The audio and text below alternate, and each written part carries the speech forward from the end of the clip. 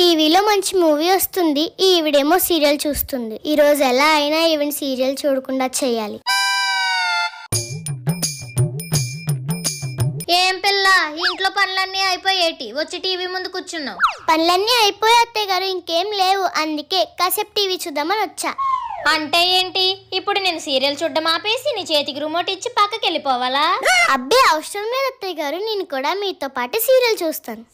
నువ్వు సీరియల్ చూడవు కదమ్మా, ఎప్పుడు చూడడం అలవాటు చేసుకున్నావు?